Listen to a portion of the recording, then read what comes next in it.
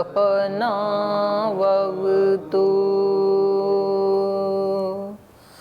सहनौ भुनक्तु सह वीर्यं करवावहै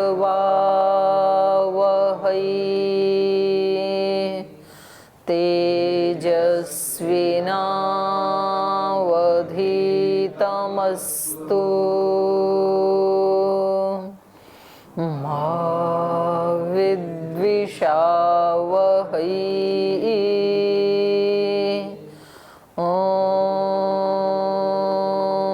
शांति शांति शांति। न्याय दर्शन के द्वितीय अध्याय का द्वितीय अनिक हम पढ़ रहे हैं और यहाँ आह्निक का प्रारंभ हुआ पूर्व पक्षी के आक्षेप से। जो प्रमाण का उद्देश्य प्रथम पाद में किया, 4 प्रमाण होते हैं सूत्रकार ने, तो इनका आक्षेप था कि प्रमाण 4 नहीं होते, 8 होते हैं। 4 प्रमाण और भी इन्होंने इसमें जोड़े, ऐतिह्य, अर्थापत्ति, संभव, अभाव। तो इन्होंने कहा कि ठीक है, ये प्रमाण तो है लेकिन प्रमाणांतर नहीं है। तो उस पर पुनः इनका आक्षेप था कि अर्थापत्ति प्रमाण नहीं है, उसका निराकरण किया, अर्थापत्ति भी प्रमाण है। अब अगला आक्षेप है अभाव प्रमाण नहीं हो सकता है, क्योंकि जो है ही अभाव तो उसका क्या प्रमाण होगा।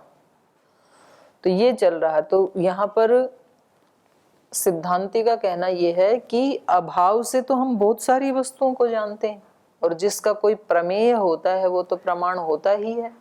तो असंख्य चीजें ऐसी हैं जिसको हम अभाव से जानते हैं। तो यहाँ एक उदाहरण इन्होंने लिया कि जैसे हम दुकान में जाते हैं, कुछ कपड़े वहां पर लक्षण वाले हैं, लक्षण मतलब उन पे कुछ लक्षण किए, लक्षित किया उन कपड़ों को, उन पे डॉट डॉट कुछ लगाया है, और कुछ तो अलक्षण वाले हैं। और हमें क्या चाहिए थे? बिना लक्षण वाले। तो हम वहां जाते हैं, हम देखते हैं कुछ लक्षण वाले हैं, कुछ में लक्षण का अभाव है। तो उस अभाव के कारण जो हमें चाहिए था वो कपड़े हम ले आते हैं। तो अब उसके ऊपर इनका 9 सूत्र में ये कहना था, असत्यर्थे ना भावयति चेत न अन्य लक्षणोपपत्ते है। वो कह रहे हैं असत्यर्थे न अभाव। पूर्व पक्षी का कहना है कि अभाव तो उसको कहते हैं जो एक बार होकर के और फिर उसका नाश हो जाए, तब हम कहें कि इस वस्त्र में लक्षण का अभाव हो गया। जो श्वेत वस्त्र की या प्लेन वस्त्र की आप बात कर रहे हैं उसमें तो पहले से ही लक्षण नहीं था, तो अभाव कैसे कह सकते हैं। इन्होंने क्या कहा, कुछ वस्त्रों में लक्षण का अभाव था, उस अभाव को देख करके हम वो वस्त्र ले आए। बोले अभाव क्या, उसमें तो था ही नहीं लक्षण कभी भी। असति अर्थे, अर्थ के न होने पर न अभाव, अभाव नहीं हो सकता है, अर्थ कभी था ही नहीं उनमें।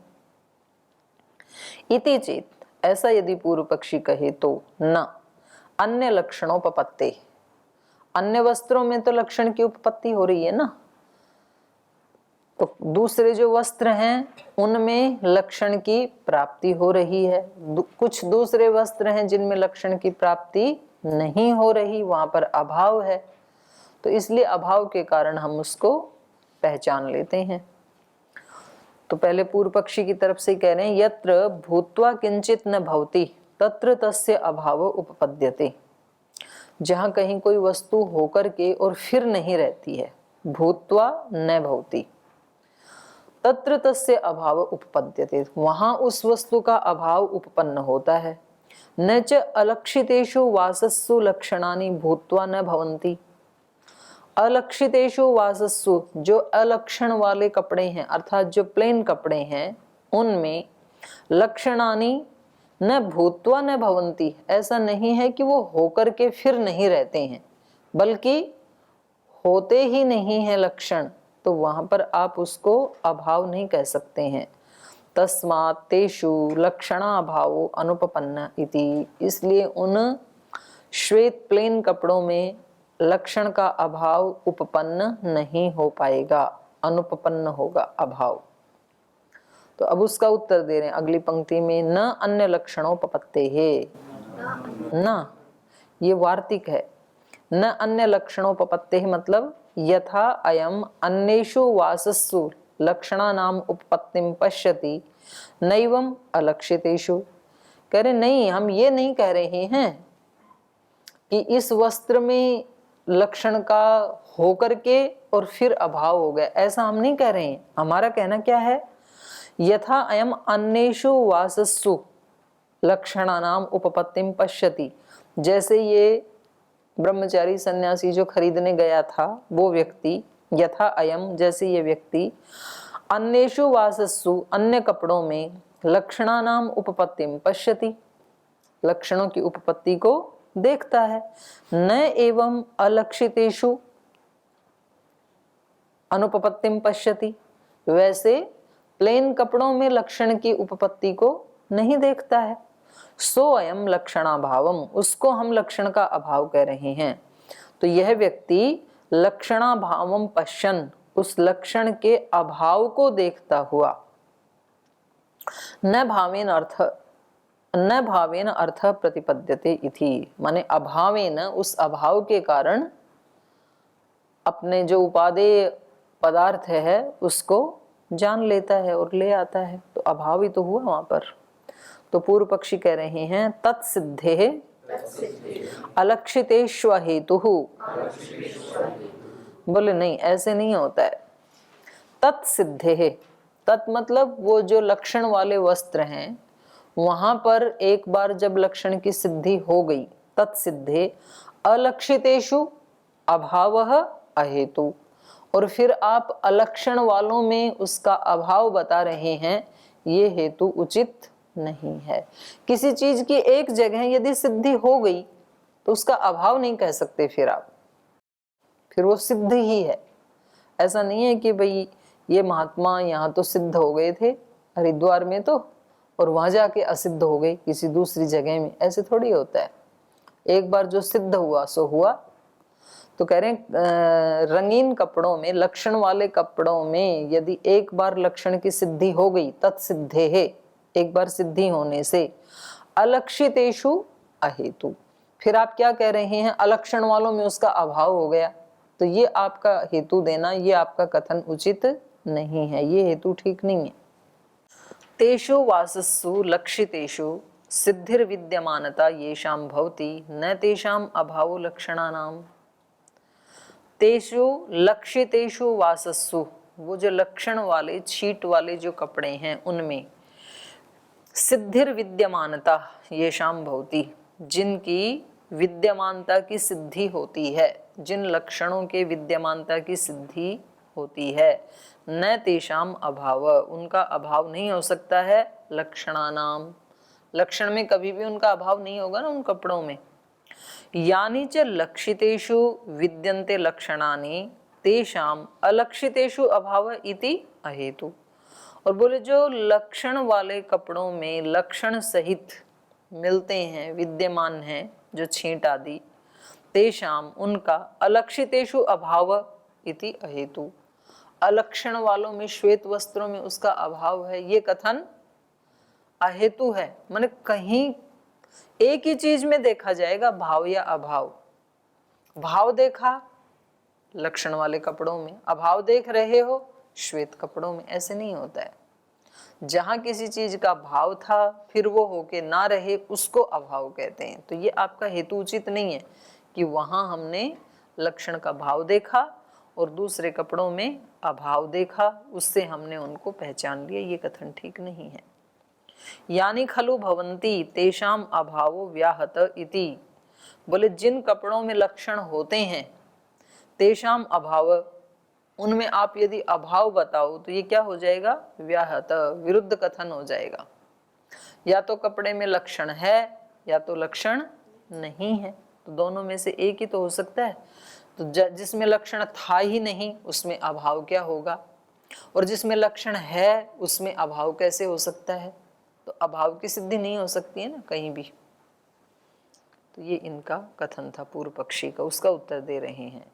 न लक्षणावस्थिता पेक्षा सिद्धे है,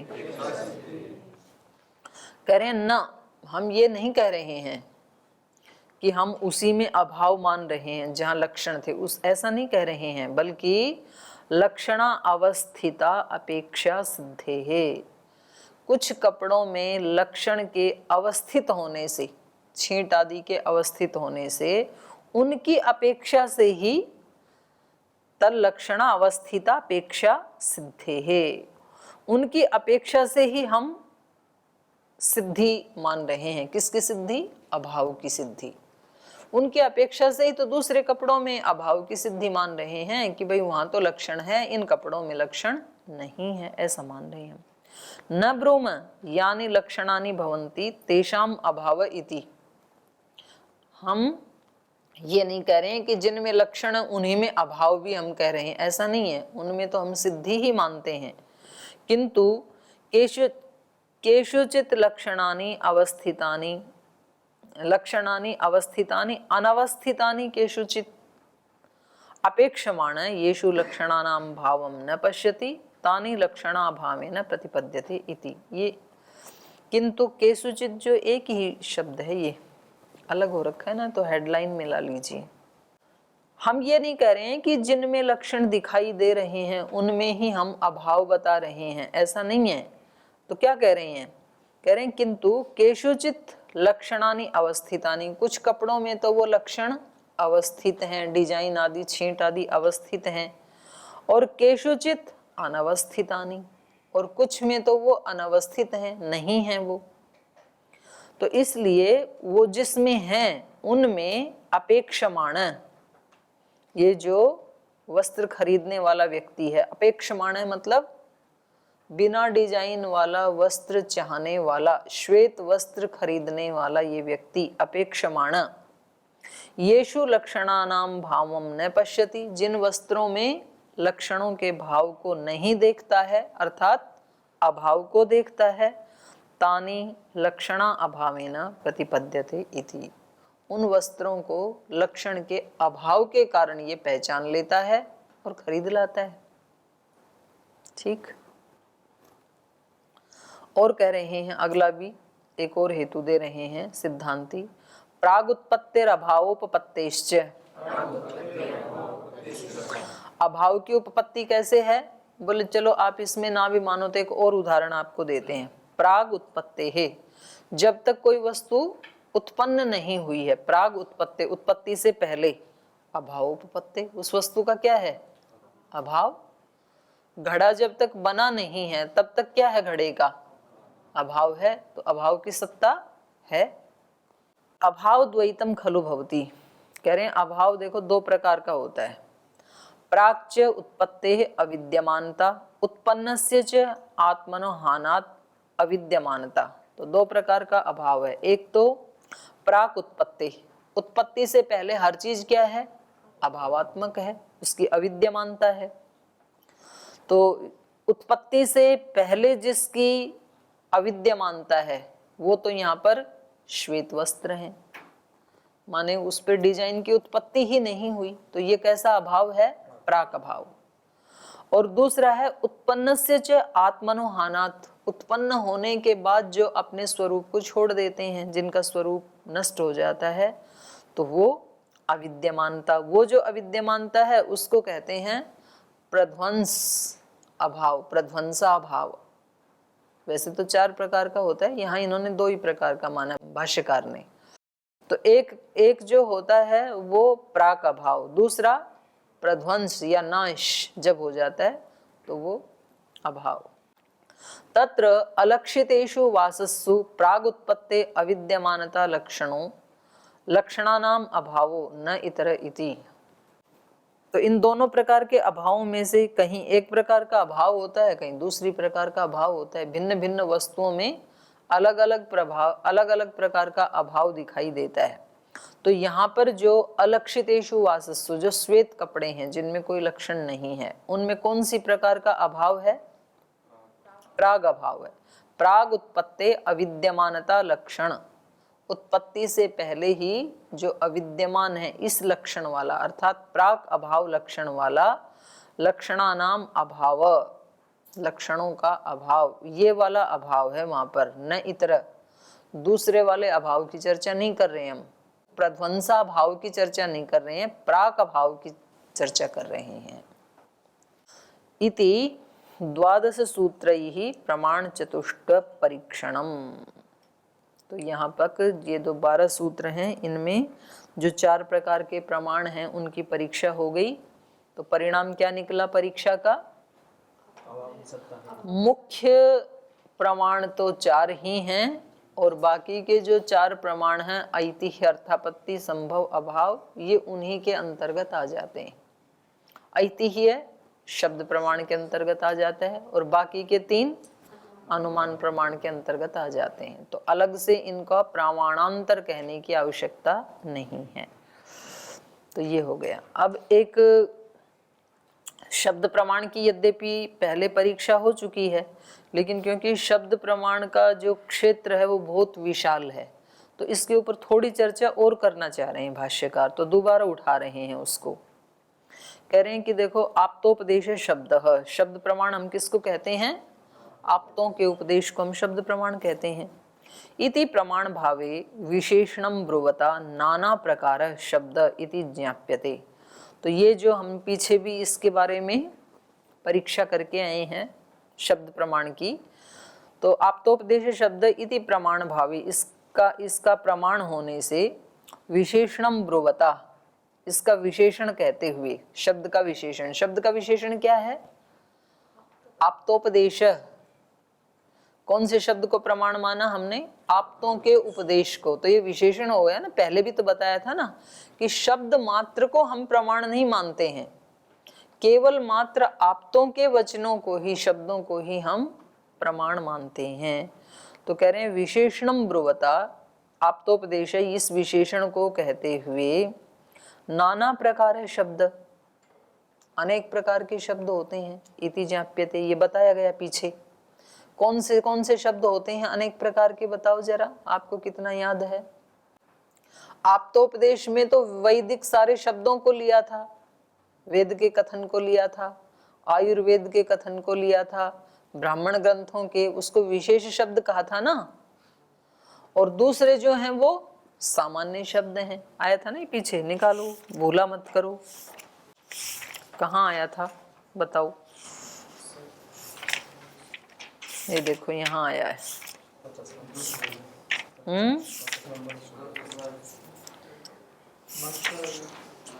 नहीं, यहाँ से शुरू हो गया ये।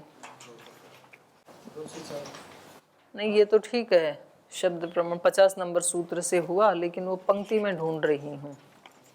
ये है, देखो इस पे ना 205 पे, अस्य इदम इति षष्ठी विशिष्टस्य वाक्यस्य अर्थ विशेषो अनुज्ञात। जो षष्ठी विशिष्ट जो शब्द हैं, माने इस शब्द का यह अर्थ है, ये कौन बताता है हमें? ये ही शब्द प्रमाण बताता है। माने जहां पर ऋषियों ने हमें ये बता दिया कि इस शब्द का 205 पे भाष्य की अंतिम पंक्ति है, जहां पर अस्य इदम इति षष्ठी विशिष्टस्य वाक्यस्य अर्थ, उसको तो हमने विशेष अनुज्ञात, उसको तो हमने विशेष शब्द माना है, और उससे अतिरिक्त को हमने सामान्य शब्द माना है। तो 2 प्रकार के शब्द हो गए ना, एक आर्ष शब्द, आप्तोपदेश शब्द, और दूसरे उससे अतिरिक्त, माने हम सब जो प्रयोग करते हैं तो वो प्रमाण नहीं है। और उसका बताया था ना कि वो अलग अलग समाज में वो शब्द अलग अलग अर्थ में प्रयुक्त होते हैं। तो मैंने 2-3 उदाहरण दिए थे आपको, तो उसको हम प्रमाण नहीं मानेंगे। लेकिन तेजस का मतलब हर जगह उष्णता से युक्त पदार्थ ही होता है, ये क्या है? विशेष शब्द। इसी को क्या कहा? आप्तोपदेश। तो इसमें ब्राह्मण ग्रंथों के वाक्य भी आ गए, इसमें उपनिषदों के, वेद के, दर्शनों के, इन सब को कहा। अब यहाँ पर आ जाओ आप जहाँ पढ़ रहे थे।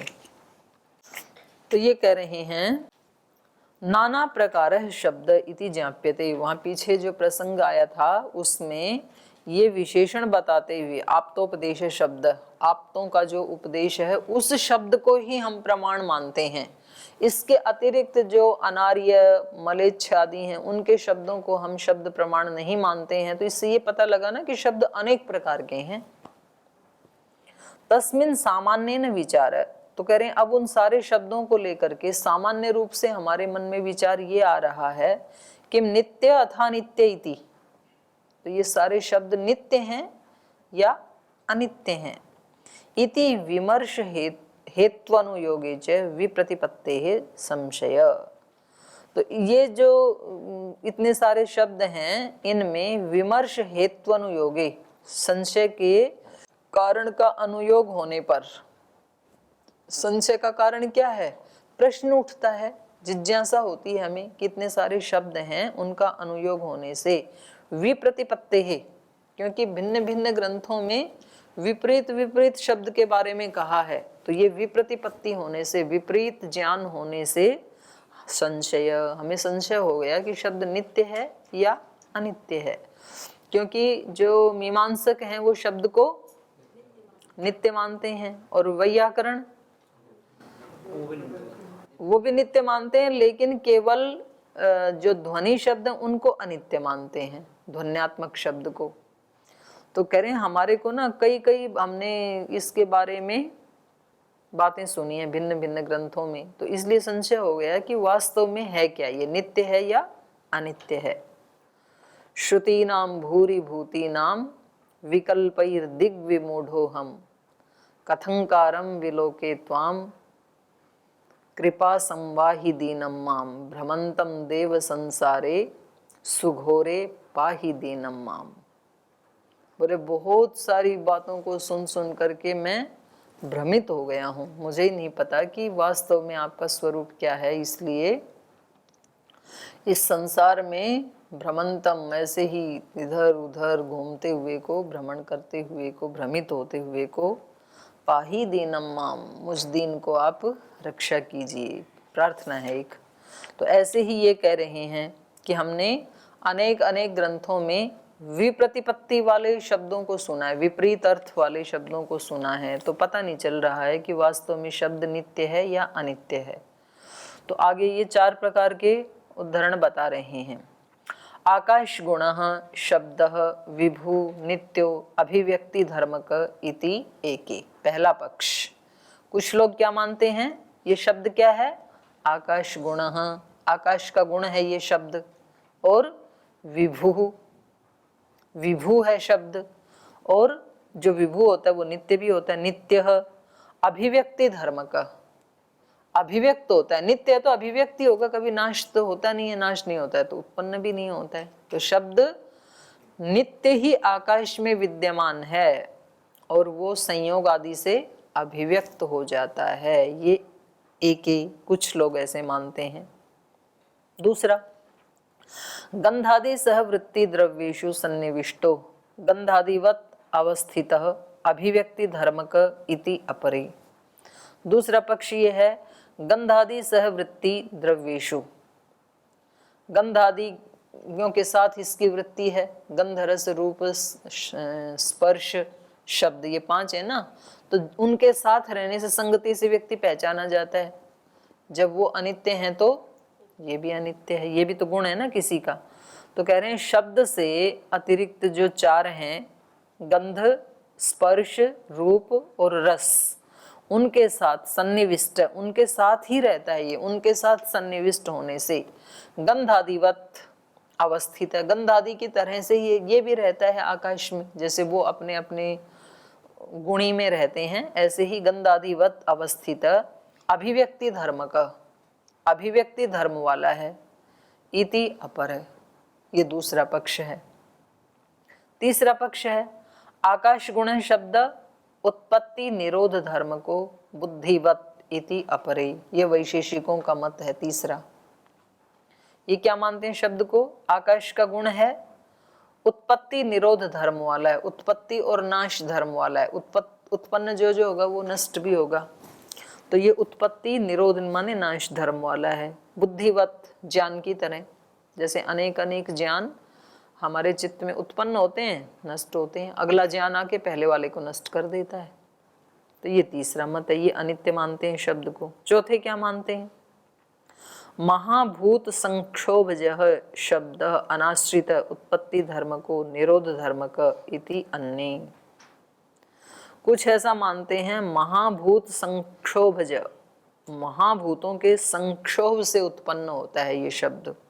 और अनाश्रित, इसका कोई आश्रय नहीं है। उत्पत्ति धर्म का, उत्पत्ति धर्म वाला है, निरोध धर्म का और नाश होने के, नष्ट होने के धर्म वाला है। इति अन्य, ये बौद्धों का मत है।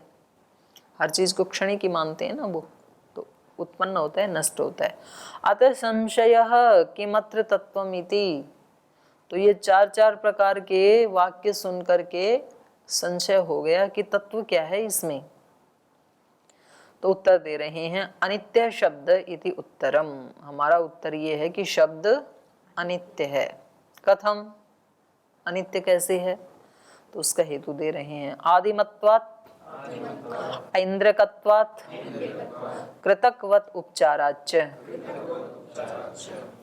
कह रहे हैं आदिमत्वात्, ये आदि वाला है। आदि मतलब कारण, कारण वाला है। शब्द संयोग से उत्पन्न होता है ना, विभाग से संयोग, और वो तो शब्द संतान हो गया। तो मुख्य इसके स्रोत दो ही हुए, कारण दो हुए। ठीक है, तो एक भी है तो भी क्या हो गया ये? आदिमत्वात्, कारण वाला है।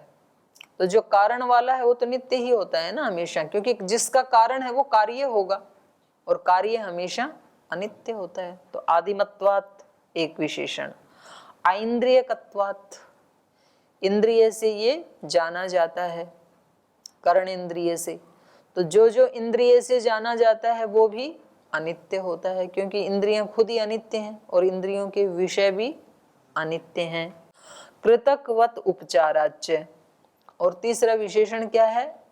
कृतकवत् उपचार होने से। कृतकवत् माने किया गया, कुछ उत्पन्न हुआ है। जैसे घट आदि क्या है? कृतक, वस्त्र, घट, पट आदि। तो ऐसा ही कृतकवत् माने कार्य के समान होने से।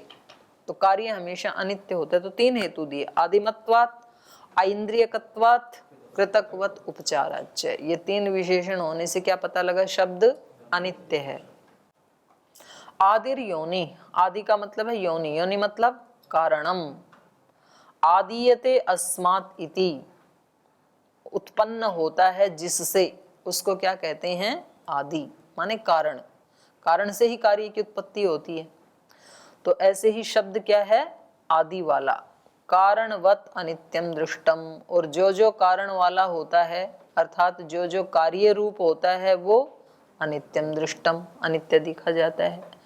संयोग विभागजश्च शब्द, शब्द का कारण क्या है? संयोग और विभाग। संयोग से उत्पन्न होता है और विभाग से। जैसे मैंने दोनों हाथों को मिलाया तो ये संयोग से शब्द उत्पन्न हुआ ना, और किसी पेपर को फाड़ो आप ऐसे, तो शब्द उत्पन्न होता है ना, विभाग हो रहा है ना उसका।